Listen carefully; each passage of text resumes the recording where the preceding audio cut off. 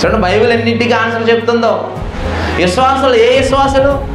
దరిద్రులు కలిగిన విశ్వాసం. ఎందుకు ఈ దరిద్రులు ఎవరు? లోకంలో ఉన్న దరిద్రులు అందరా? ఇందుకు ఈ దరిద్రులు ఎవరట? చూడండి సామెతల గ్రంథము 19వ అధ్యాయము 1వ వచనం. కముగా మాటలు కాని కంటే యథార్థముగా ప్రవర్తించు దరిద్రుడే శ్రేష్ఠుడు. ఎందుకు ఏ దరిద్రుడు శ్రేష్ఠుడట? దొంగతనం చేసిన దరిద్రుడా? సాయంత్రం అయితే క్వార్టర్ తాగే దరిద్రుడా? కొంతమంది బస్ స్టాండ్లో అడుక్కుంటూ ఉంటారు, అయ్యా కొంచెం ధర్మం చేయండి. బాబు జాలి తెలిసి డబ్బులు ఇస్తాం. ఆడి క్వార్టర్ డబ్బులు పోగాడంగా ఎక్కడికి వెళ్ళిపోతాడండి? ప్రాంతి షాప్ కాడికి వెళ్ళిపోతాడు. ఎవడండి దరిద్రుడు?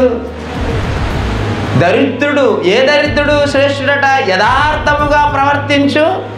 ఎంతకో యథార్థముగా ప్రవర్తించాలన్న సెన్స్ ఎవరికి వస్తుందంటే క్రీస్తులో ఉన్న వారికే వస్తుంది, దేవునిలో ఉన్న వారికే వస్తుంది. నేను అబద్ధం ఆడకూడదు, నేను మంచిగా బ్రతకాలి, నేను పాపం చేయకూడదు, నేను నీతిగా బ్రతకాలి, నేను న్యాయంగా బ్రతకాలి, నాకున్న దానితోనే నేను బ్రతకాలి, నేను లేని దానికోసం ఆశపడకూడదు, లేని దానికోసం పరుగులు పెట్టకూడదు అన్న ఆలోచన ఎవరికి వస్తుంది?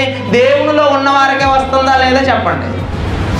అంటే ఇప్పుడు దేవునిలో ఉన్నవాడు దరిద్రుడైన వాడు అతడు శ్రేష్ఠుడు అన్నప్పుడు ఇప్పుడు దేవునికి ఎవరు ఇష్టలంటే బేదలైన మీరు ధన్యులు అన్నాడు కదా. ఎందుకు ఏ బేదలు ఇల్లు?